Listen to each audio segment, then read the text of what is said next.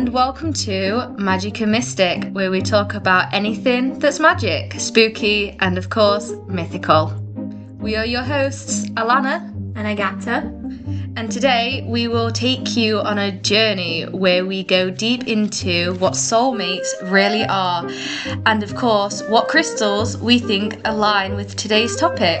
And I'll tell you a spooky story that I think aligns well with today's topic and tell you what today's tarot cards are trying to tell us. So, Agatha, what do you know about soul ties? Well, funny that you mentioned that. I have actually been scrolling Reddit the other day and I saw a very cute story.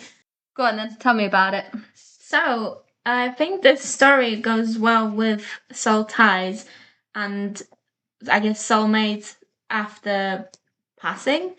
This story is very cute and actually fills me with a lot of hope, to be honest. I know. Right, let's get into it. So, the story is titled Visits from My Wife, and it's by a Reddit teller called Stoic Quaker.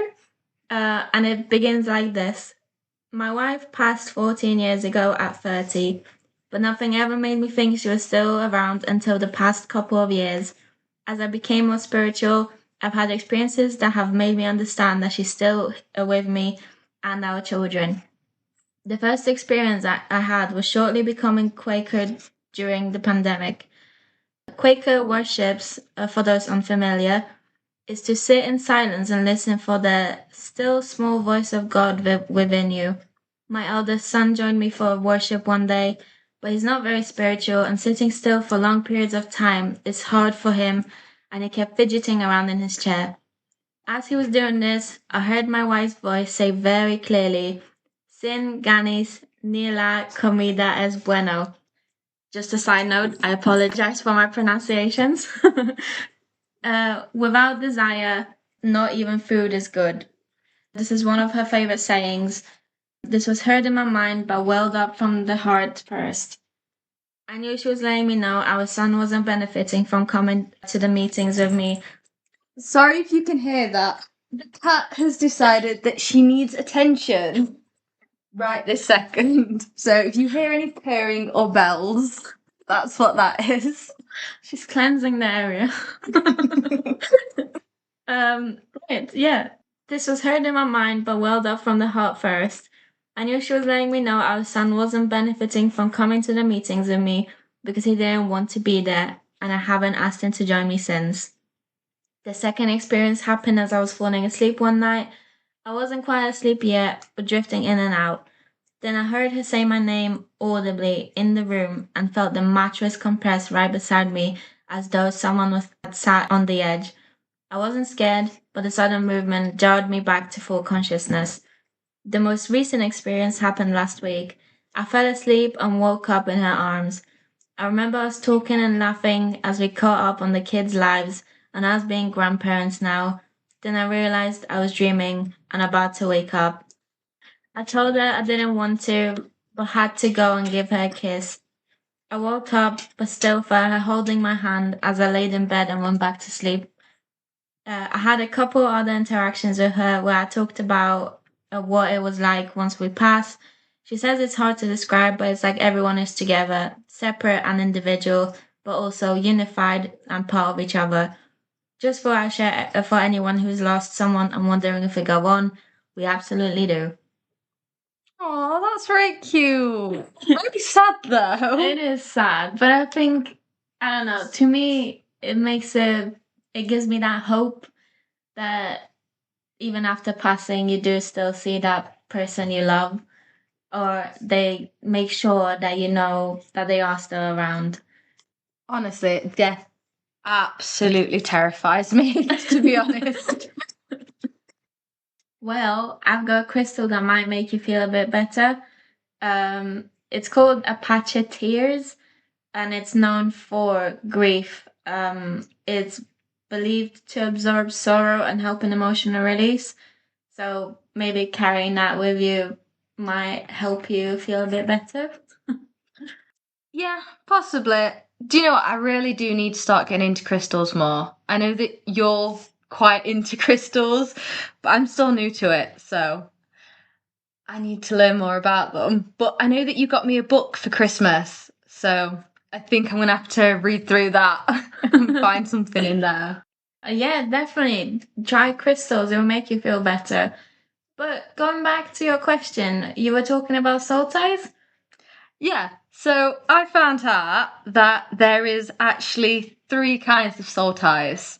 Three. Yeah, so we have soulmate, twin flame, and karma ties. Right. So a soulmate, you'd think that's my soulmate, the person that I'm meant to be with, connected with, which is sort of true, but it doesn't have to be just a romantic relationship. All right, okay. What do you mean by that? So a soulmate can be a friend or a family member or a romantic partner, just anybody that you feel connected with. That's Like, actually really cute. yeah, isn't it? Like, you're destined to meet this person to help you through things. It's like a feeling of home, a sense of familiarity or safety with this person. While you can still disagree, there is a fundamental level of respect and ease where that isn't present in like a karmic or twin flame tie. Right. It does actually make sense, to be honest. Because, I mean, not everyone wants to find a romantic partner, so finding a soulmate in someone other than a romantic partner, it makes sense to me.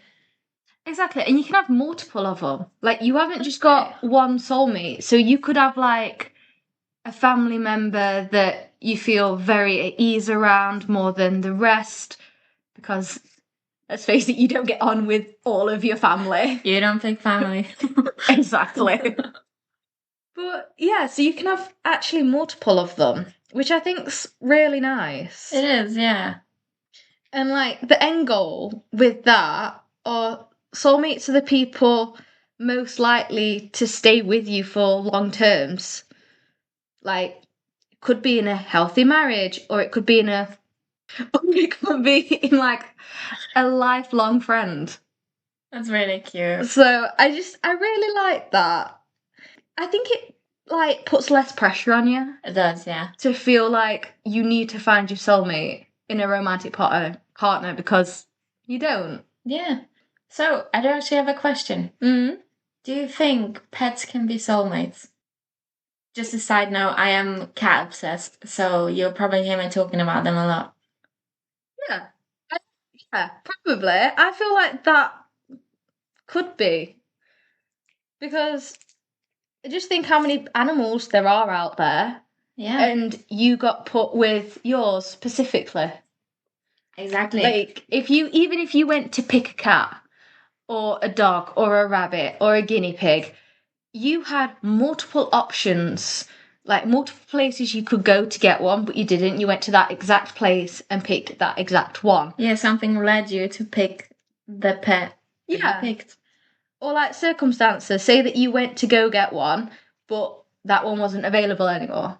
So then you was left with this one. Yeah, But you would probably have a better relationship with that animal than you would with the one that you wanted originally. yeah, again, something led you to the one that you ended up taking home. Even if it's um finding strays, like something led that stray or something led you to find that pet, that animal, I guess. That's just really reminded me of the cat distribution. Even say that Distribution? yes, Yeah. distribution. that word. It makes sense, yeah. Because they do sometimes literally turn up out of nowhere.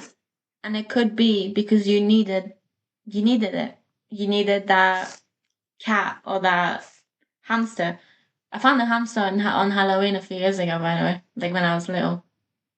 Where? On the street. We thought it was a rat. We came closer because why would you not? And it was a hamster and we took it home. You thought it was a rat. How big was this hamster?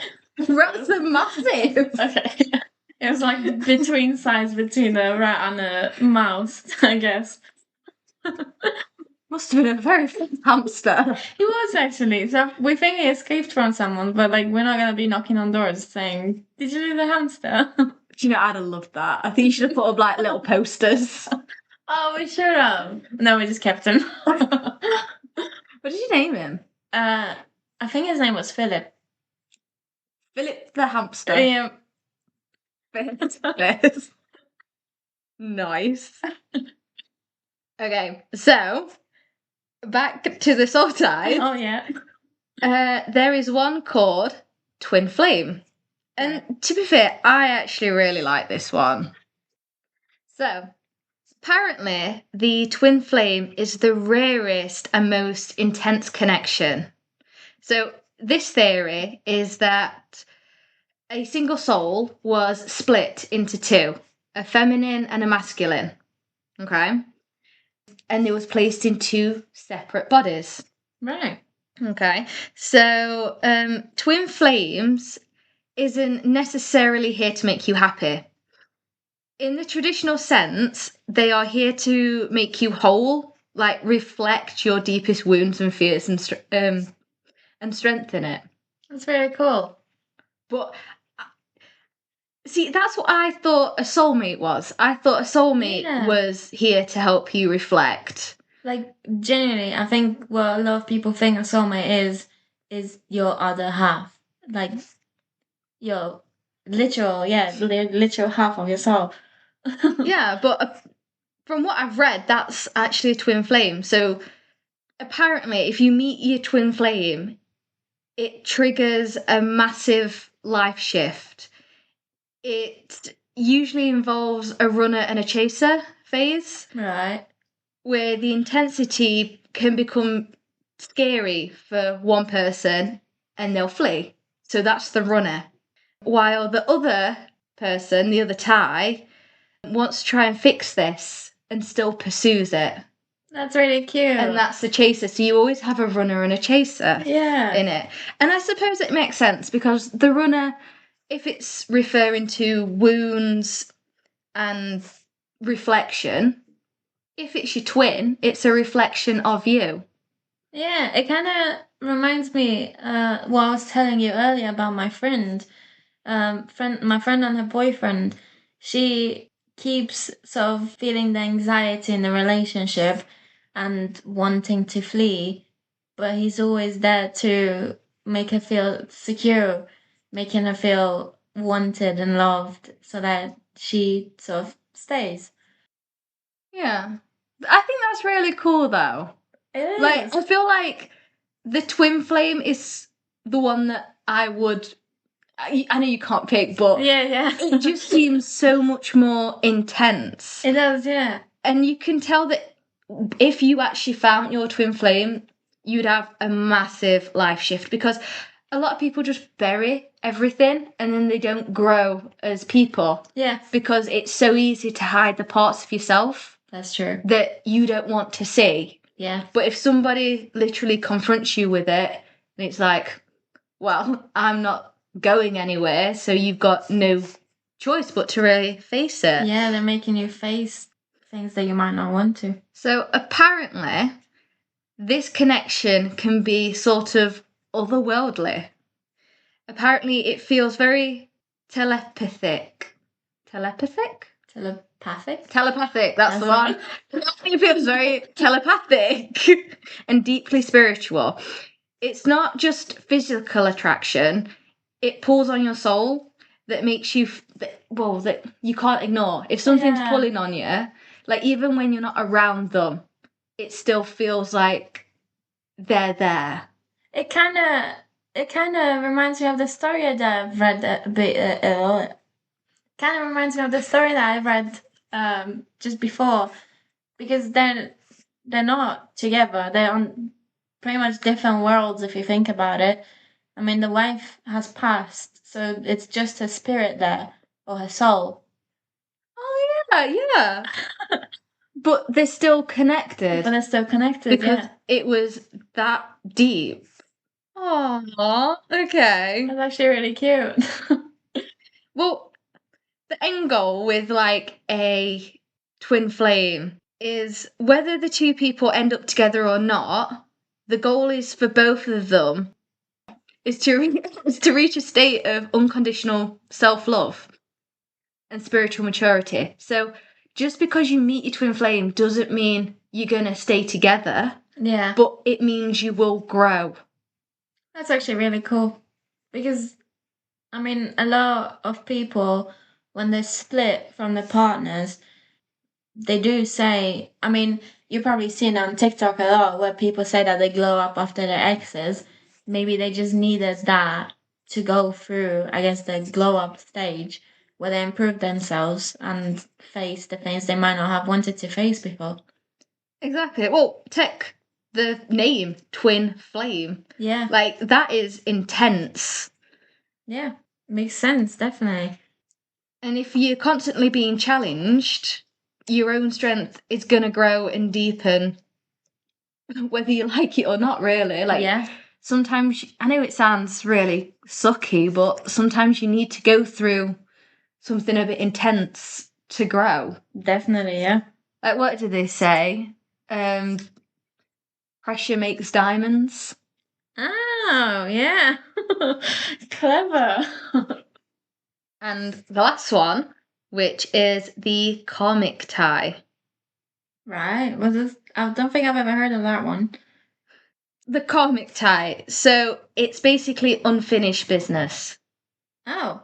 So lessons that you kind of need to learn. Ugh. So it's believed that soul connections are made before birth to resolve issues or even trauma from a previous life. So cosmic ties are often the most passionate but most difficult. They are a lesson that you need to learn, meant to help you break old patterns. They often feel addictive or like a roller coaster. Okay. Wow. So I thought, obviously, with the name A Twin Flame, you'd think that that one was going to be more intense. Yeah. But no, it's the cosmic one, the cosmic tie. So to break an old cycle, if you keep dating the same type of person who treats you a certain way, this is a cosmic tie that the universe is forcing you to keep doing until you learn your self-worth and all boundaries. So, to be fair, I have this friend and she always dates the exact same guy over and over again. It is the same personality but a different face. Right.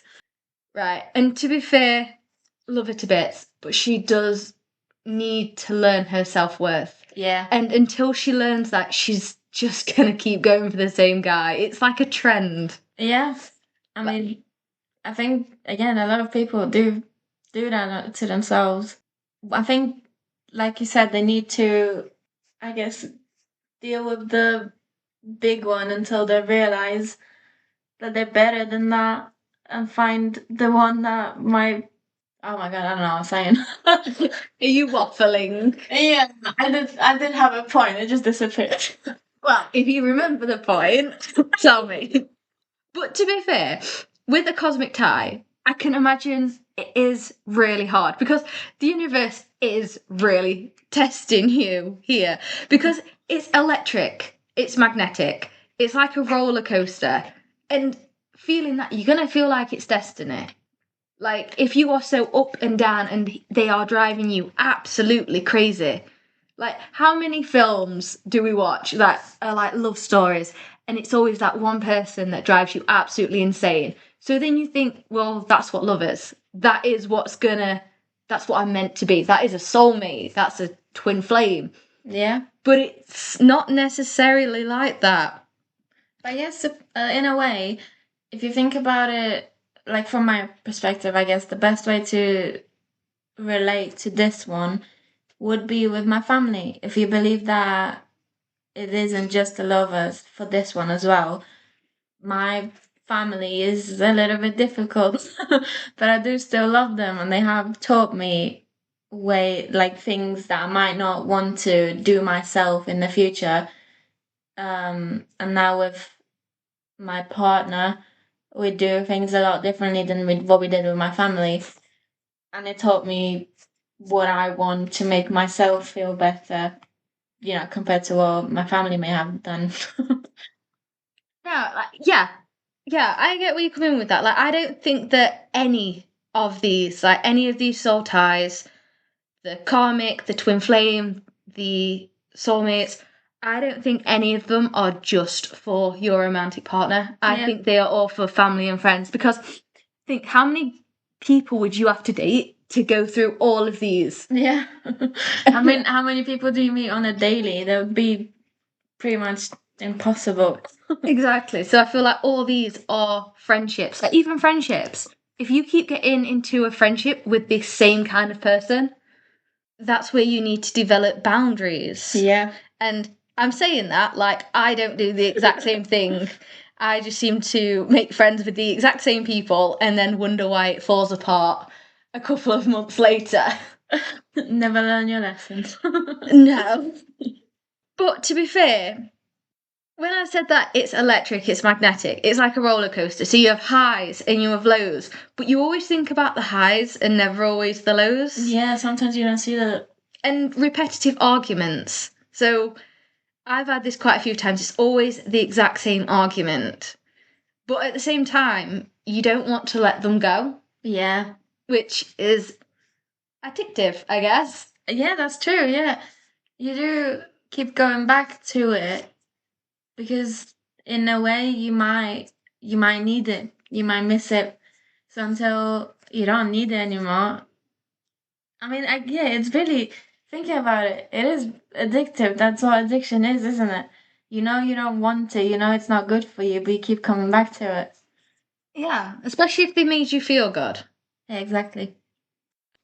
It's like weed, I guess. I don't smoke. My friend does, but she says in the moment it makes you feel really, really good.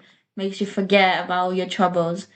But then, pretty much, as soon as that wears off, you have that little bit of a regret because it brings you right down to where you were before, even lower. She says that. I tried it once when I was a lot younger, and A lot younger, 2 years ago. I was so ill. I have not touched it since. I think I threw my entire guts up 3 times. Oh, God. Yeah. And then fell asleep for about 14 hours. Woke up. Do you know what? I cannot even explain what it was like. It was like the world's worst hangover, but not. And I think I ended up crying because I felt that bad. No. Yeah, I felt awful.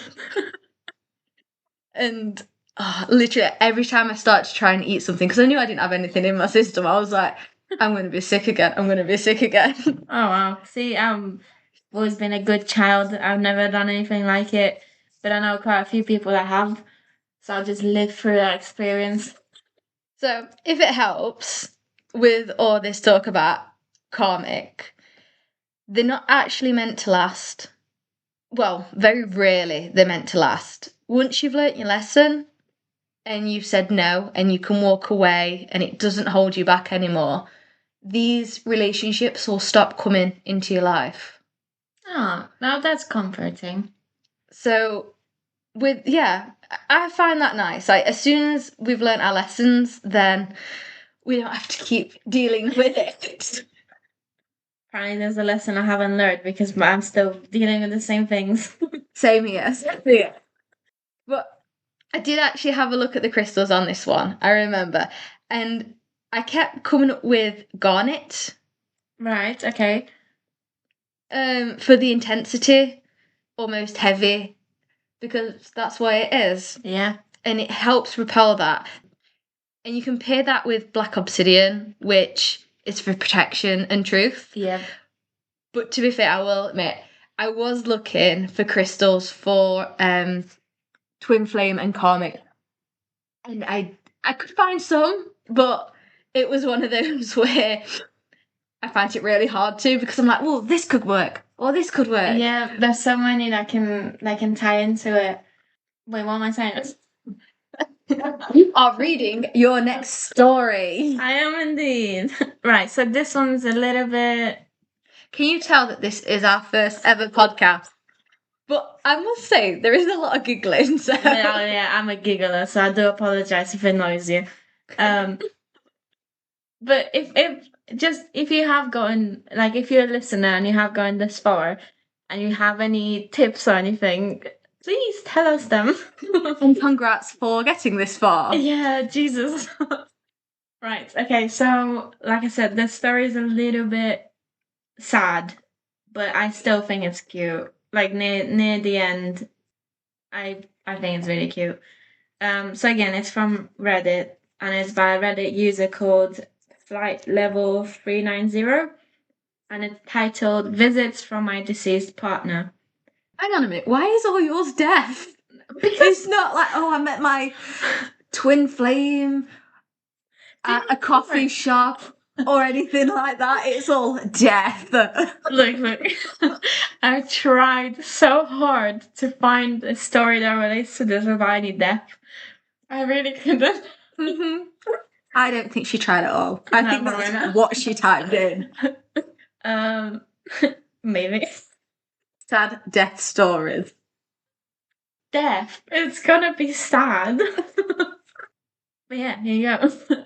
It starts off by just saying, sorry, it's long. Background helps build the why. I'm very, what the hell is that word? Cognizant? That's it. Ask the dyslexic. Oh, apologies. Anyway, I'm very cognizant of the fact that this could be, in part, a grief response.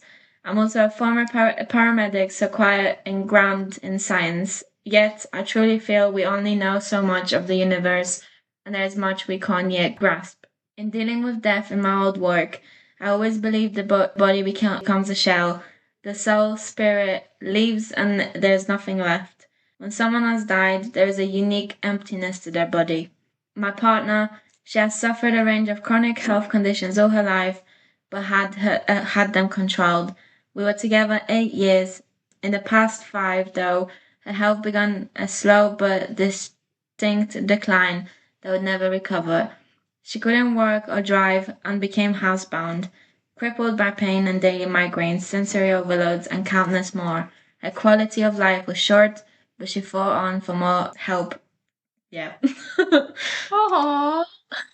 I told you, it's sad. It gets better. It gets better. It gets better. Lovely. In September, she couldn't go on though and ended her own life at home. Okay, I said that really like chirpy. Yeah. Let me do that again. In September, she couldn't go on though and ended her own life at home in the quiet of her study. I found her that night, some hours after passing. I am yet to be given a final cause, but I believe it was painless. Do you know, I feel like that can sometimes be the worst part. Do you know, if you're not expecting it? Yeah. So if you're not expecting somebody to die, so you never really get to say goodbye. Yeah. I feel like that's one of the hardest things. Like, obviously, he saw that she was in pain, but I guess you can never truly tell what goes on in people's minds, like how bad it is, especially because she was bedbound. She couldn't leave the house because of her pains. So obviously the pain went to a mental level as well, where she was just trapped not only in her house but also in her mind. And I believe that was her way of relieving it, leaving the pain behind. And if anybody is suffering from mental health or anything like that, or you are thinking, talk to somebody. There are numbers you can call, a friend, like anybody. Just don't feel like you have to go it alone. And honestly, you are not alone.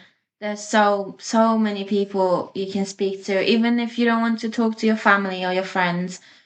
There is a helpline you can get in touch with. That helpline number is 116123. And that's if you're in the UK. That is if you're in the UK. If you are in any other part of the world, honestly, I know you probably don't want to, but a quick Google, it will give you so many options that you can talk to. You don't have to talk over the phone either. There is a lot of places where you can talk through texting. I'm not sure what else there is, but I know you don't have to just talk over the phone if you don't feel comfortable. I bet you can do WhatsApp. Probably, yeah. Honestly, it's genuinely impressive how much we've come forward with today's technology. You can probably do it on the website, but a lot of things you can just do on WhatsApp. Like I spoke to my vet on WhatsApp. Yeah. My vet. I didn't know you could speak to a vet on WhatsApp. I didn't either. I sent her a video of my cat, and I'm like, "Is he okay?" And she's like, "Yeah, he's fine." Wow, what was he doing? I think he has asthma, but he could just be fat. I don't know. Yes, she has two very chunky babies. One of them is chunky. One. He loves food. They are fluffy. Let's go with that. Very fluffy. Big boned. Right, back to the story. Sorry, went on a tangent there. Right. To say a massive hole was ripped open in me is to put it lightly. She wasn't just my partner, but my best friend, support, confidant, so much. She left me very beautiful note which I outlined why, but that she knew she is loved and she will love me for eternity. She didn't wish to leave me, but needed to leave her body. On the night it happened, the police seized the note for evidence before I read it. That's not right. Yeah, that's really sad. So he went, obviously, months, I'm guessing, before he could even read the note. Yeah, I suppose it is to confirm that it was a suicide rather than anything above that. I know, but it's just no closure, is it? Exactly. They could have let him have the moment as well. Right. So it continues. Several days later, visits begun. I had what I believe was a visitation dream. I saw her again. She was happy, relaxed, and standing taller, back issues from health. I hadn't yet attended her viewing, but I provided her clothes to be dressed in, and while I went to view her, she was just as I saw in my dream, down to the hat she had.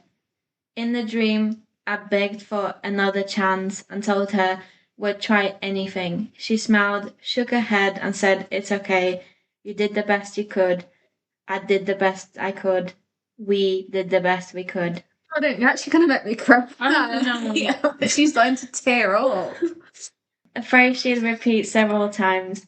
Last week, when I got the note back, I discovered word for word it is what she said. After the dream, I slept well and woke for my alarm, laying there wide awake, just waiting for it. Oh, I got goosebumps. I heard the bedroom door open slightly, soft footsteps on the carpet. I had my back to it. I froze. The bed sank. I felt a weight behind my back and an arm wrapped around my chest, just as she used to do. It was so real, I froze and kept asking, "Who the hell is this? Who? If you want money," convinced I had been broken into. After a few moments, I realized there was no response. Then I realized as the pressure faded. I was so rattled, though, I stayed at the hotel that night. Several weeks later, it happened again, though I was more comfortable, and again. Last week, I was wide awake, lights on at 3 a.m., feeling enormously distressed. Sitting up in bed, I felt a light breeze, then a distinct weight of a body in front of me, arms around me, hugging firm. It lasted a solid 20 seconds before fading. I could see nothing, but it was there, arms all the way to my back. Jess was a very soft, gentle lady. She'll never startle or scare me. No moving objects or slamming doors. Touch seems to be her favorite medium to reach me. I have also had electrical interferences and heard her voice through the intercom to the front door, when I pressed it once. I used to press it as I came in to tease her. All I heard was, coming! I was on the phone to my mother, who also heard it. But I firmly believe, somehow, she is reaching me from beyond. She's there. That is so sad.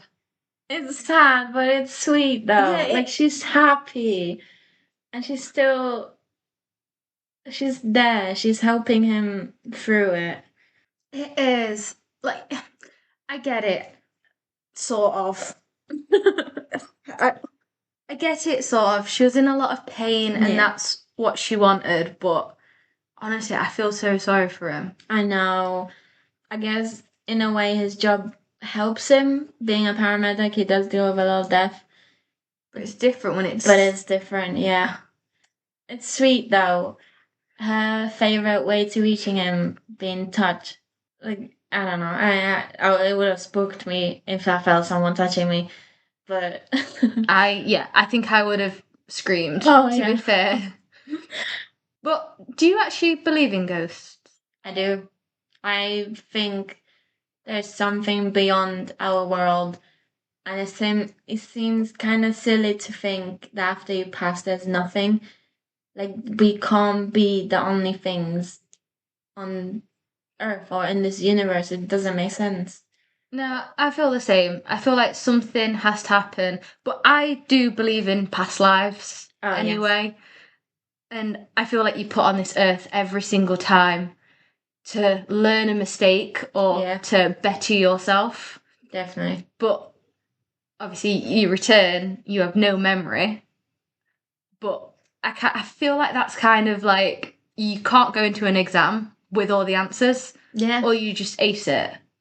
Well, some people believe, I think one of the religions believe that when you're reincarnated, I don't actually think it's a religion, I think it's what people believe. You get to pick the life or the struggles that you're going to be dealing with in the life. Which, by the way, my soul, why the hell would you pick this life?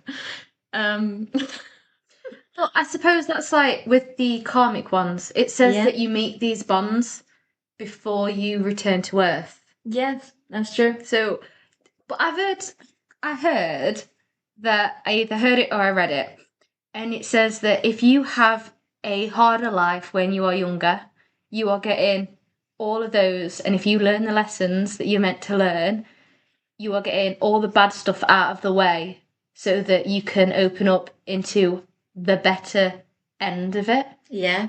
So it's like, I suppose, if you get all the tough stuff out of the way first, then it's easier. But if you go and you say, I want an easy start, I mean, you've got to learn these lessons at some point. So if you have an easy start, then when you get older, it's going to get harder and harder. Yeah, I mean, it does make sense. I believe that things happen for a reason. So if we tie it back to sort of the soulmates, I mean, with my partner, I believe I met him for a reason. And I believe that things that happened to me before I met him happened so that I could meet him. I mean, I lived in London, and then things happened that made me move up here so that I could meet him. Yeah, to be fair, there is actually a red string theory, if you've ever heard of it. I love this theory. Yeah, I think there's an anime about it. I've not seen it though. Oh, is there? Yeah. Okay, you're gonna have to send me that. We are very big into anime.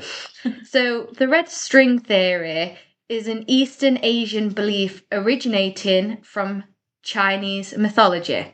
Okay.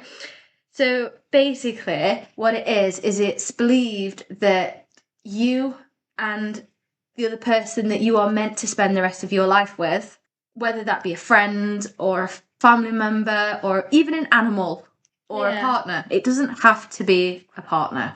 There's no need to put so much pressure on ourselves to find the one, in brackets, because the one for you might not even be a partner. That's true. It could be anything else. So I guess in a way, whatever you do, it will lead you back to that person or... Yeah. thing that you need. So this red string that apparently it's tied to you all around you. It can be on your little finger or it can be on your little finger wrapping around your body, but it's invisible. Right. It's red string, but it's invisible. Right. And it is attached to the other person, animal, anything. And what happens is it can stretch, it can get all tangled, but every single decision you make and everything that happens in your life brings you closer to that. So at some point, that red string, every step is pulling you closer together. Yeah. That's actually really sweet. Like, even if sometimes you think that you've met this person, it's just the red string's just getting tangled. Yeah. But as soon as that obstacle or thing is removed, then that string can relax again and then it brings you closer. That's actually really cute. I love it, I do. So much, that red string theory. And again, it's very comforting knowing that even though you're going through something now, whatever you're going through, it will lead you to where either who you need to be with or where you need to be, I guess. Exactly. And it never breaks. Hey. Which is really good because I feel like that helps. You don't have to be perfect. Yes. Because it's always going to be there. It's never going to break or tear or anything like that. Takes that pressure off, I guess. Exactly. So in Chinese culture, red represents fortune and happiness. It does, yeah. So I feel like, yeah, it's just really cute. It is very cute. And again, comforting. You don't have to be perfect. You know, live your life and it will lead you where you have to be. Exactly. Perfect's boring anyway. There's no such thing as perfection. Exactly. It's like that. Have you heard of wabi sabi? Yes. I keep saying again TikTok. I addicted to TikTok. I keep saying that sound. You're not perfect. You got that wabi sabi. I think it's from The Simpsons. Yeah, I keep hearing that. I like It's this one so because cute. it's got wabi sabi. Yeah, it's cute. It's really cute. All right, to tie it all together, I thought maybe pulling out tarot card, seeing what the tarot have to say to either us or the viewers. You decide if it corresponds with what you're feeling or what you needed to hear. Honestly, take it. If it doesn't, then it's probably just for us. And just a little warning: my tarot cards are mean. Well, she says that they're mean. They was extremely nice to me at the beginning. No, end of last year, because we did a little tarot reading while we was at your house, didn't we? And she did one for my year and one for her year. Her year, they were a bit mean. But my year, they was lovely to me, actually. And I hope it comes true. How many cards you doing? I think I'll just do that one today. See if there's anything it wants to tell us. Wait, I think you're doing 3. I think I'm doing 3. They literally just jumped out. And to be fair, 3 is an amazing number. It's my lucky number, my favourite number. So the first card is the Hierophant upside down, means breaking away from tradition. So if you think about it, think about what we were saying today about soulmates.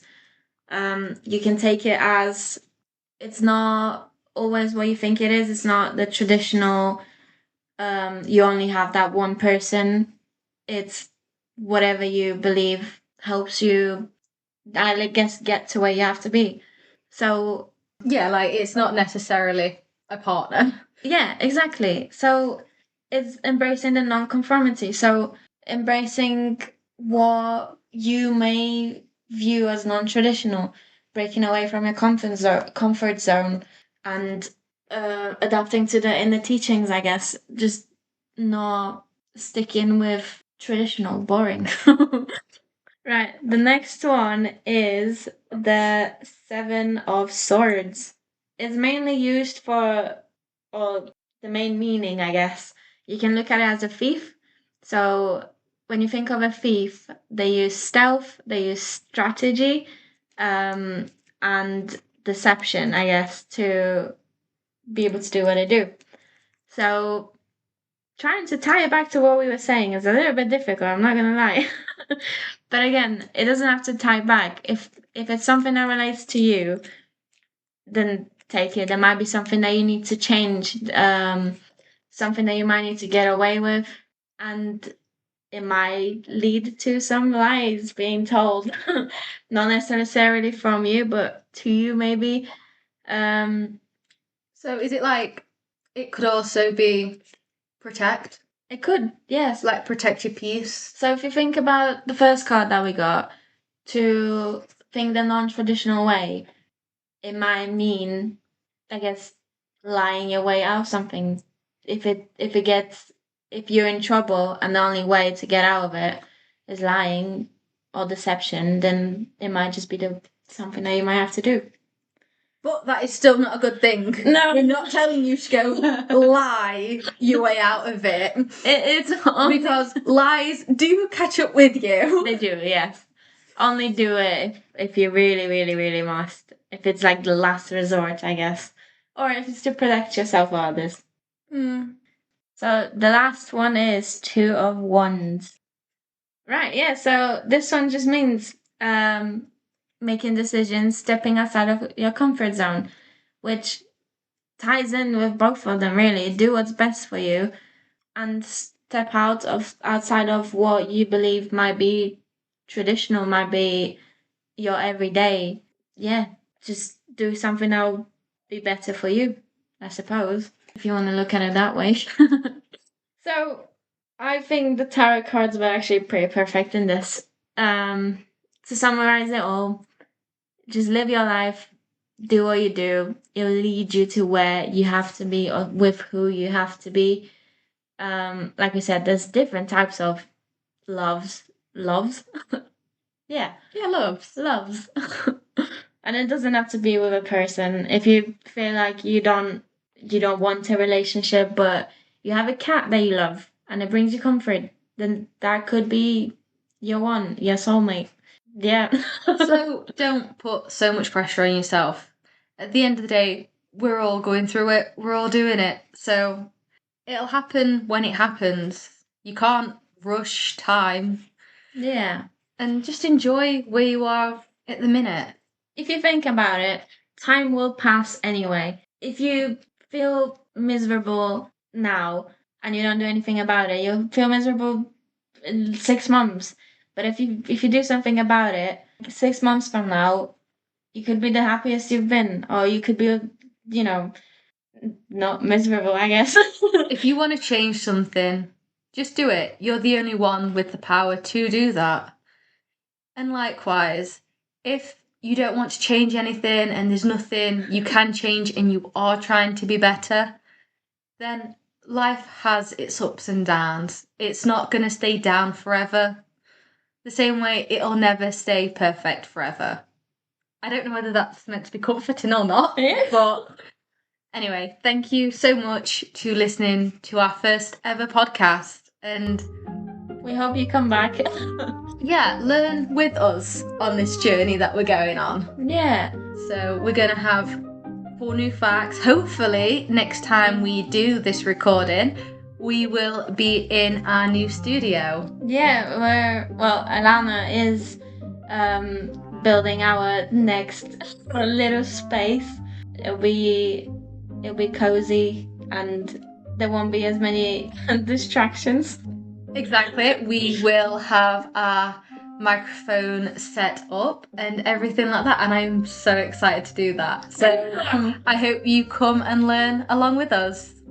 Bye.